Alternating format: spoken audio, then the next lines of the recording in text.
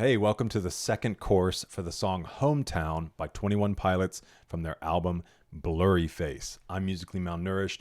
You're on my journey to go deep and wide in discovering new music and artists. So, I loved this song. I'm really interested to see, kind of looking a little deeper into the lyrics and what all is going on here. So, let's go ahead and get into that.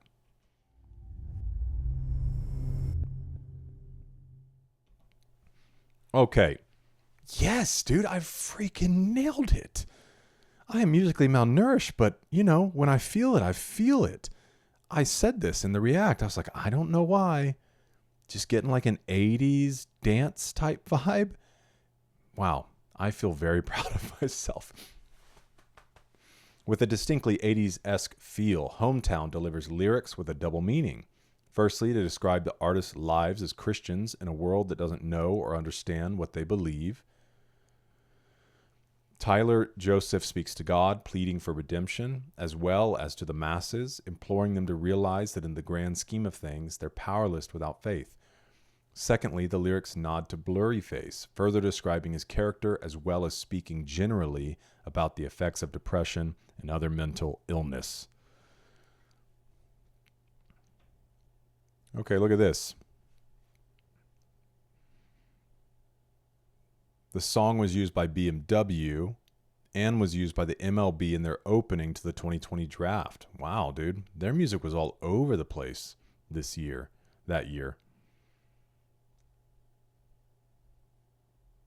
All right, let's go up and get into the song. My shadow tilts its head at me. Spirits in the dark are waiting. I will let the wind go quietly. This I was curious about. I understand this.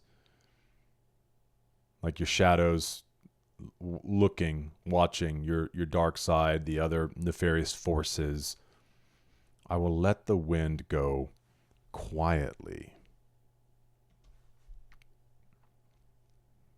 Tyler knows he will fall victim to temptation sooner or later, like a shadow creeping through the night. The wind will pass him by without alerting him. Tyler will slip up eventually and won't even know. Under scriptural context, this line could be said to reference the following Bible verse. He remembered that they were but flesh, a passing breeze that does not return. Psalm 78:39.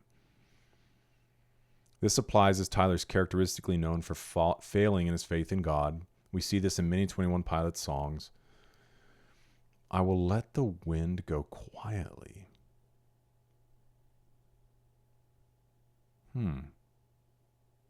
I don't know. That one's not fully clicking with me. Pun intended. Because I guess in the context of like he remembered they were but flesh, a passing breeze that does not return. I mean, that verse, like several others in Scripture, just speaks to the brevity of life, that our life is but a vapor. Not that it's meaningless, but that it's quick. It's over so fast. And so in the same sense, it's God remembering that we are flesh, that we fail. A passing breeze that does not return.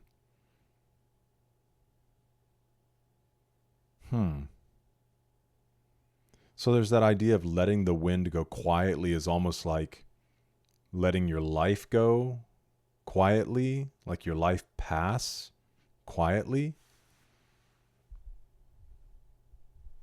Interesting. Let me know if you have any thoughts on that in the comments. We might like stumble upon something as we move through this, but at first glance, I don't fully see the connection. Be the one to take my soul and make it undone. Be the one to take me home and show me the sun, which we know oftentimes it can be a meaning for sun, S-U-N, and S-O-N. Sun is in Jesus. I know you can bring the fire. I can bring the bones. I know you'll make the fire, and my bones will make it grow.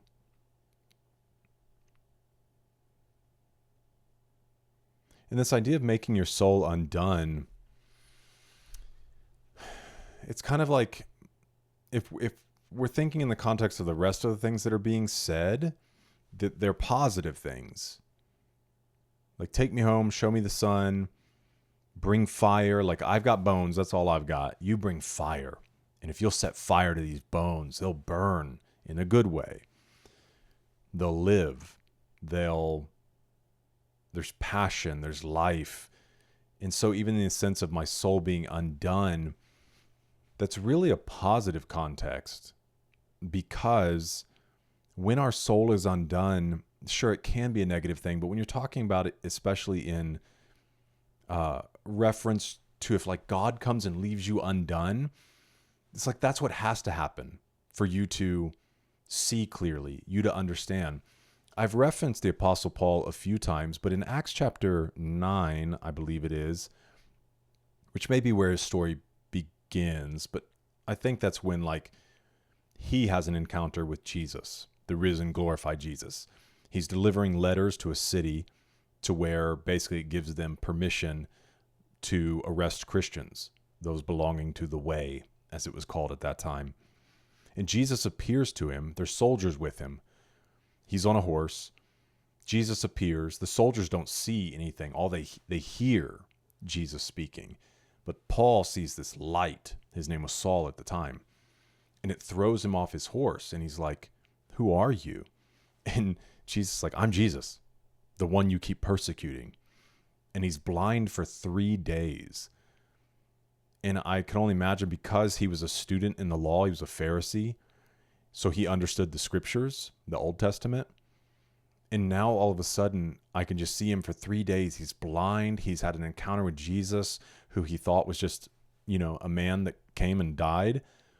And now he's like going through all the scriptures in his mind, and God is revealing to him where Jesus has been all through the Old Testament, that everything has been pointing to the coming of the Christ and what that means.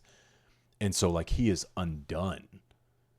But then God sets fire to him, right? The same sense of what we're talking here. And he goes on to just be this incredible figure, spreading the gospel, planting churches, raising leaders, writing scriptures, all through the New Testament. So that's that idea, I feel like, of the idea of being undone. Where we're from, there's no sun, our hometown's in the dark. Because if you're also talking about taking me home, it can also be maybe a reference to heaven, because where we're from is this world. So our hometown, the place that we live, the place that we've grown up, is in the dark. And that's the same thing with the Gospels. Like it says, we've seen a great light. He's I think it's the entrance to the Gospel of John, that we've seen this great light. He's come to live among us. So we were in darkness, but now we've seen a great light. My shadow tilts its head. Okay. Put away all the gods your fathers served today. That's a common theme through Scripture as well, because you had these, especially in the Old Testament, you had these kings that would come, like the kings of Jerusalem, of Israel, that were supposed to follow the Scriptures, and they would go their own way. They'd introduce all these foreign gods, these pagan practices, even introducing child sacrifice, these crazy things. And so you would see too, another king would come along, and it says, and he would be even more wicked than his father. And then sometimes you get a king that would come in and revive the nation, and put away the gods of their fathers, and all these like high places that they had built for worship that were not to worship the one true God. They would go and they'd tear those things down, tear those altars down. Asherah poles are commonly referenced, and put all those things away. So here, put away all the gods your fathers served today. Put away your traditions. Believe me when I say, we don't know how to put back the power in our soul. So yeah, that idea that's like, you don't know how to do it. You've been trying, you've been doing it your way. But this God who's going to light fire to us, who's going to be this light in the darkness, he knows how to put the power back in our souls. We don't know where to find what once was in our bones. So yeah, it kind of just continues on with that. I'd be curious in this part about bones if it makes a reference to the story in Ezekiel. Okay, so you have Jeremiah. His word is in my heart like a fire shut up in my bones. Oh, okay, yeah, duh. Should have known that one. Dang it. And I think it goes on to say, like, essentially, like, and I can't hold it in, because God had appeared to Jeremiah. He had seen this incredible vision, and now he's put his word in him. It's this fire shut up in my, like, I can't contain it type thing. Oh, and it says it here in the Bible. It's referring to how Jeremiah could not hold in the word of his God. So Tyler's most likely referring to how his God makes him want to spread his word. Tyler may be asking God to rekindle the fire so that he can spread it, bringing light all throughout his hometown, which is in the dark. Hey, very cool. I love this song. I love this song a lot. Well, if there's anything that you saw that you feel like I didn't see, let me know in the comments. Let me know your thoughts on the song. And thanks for joining me for this one. I hope to see you in the next one, because we're eating good.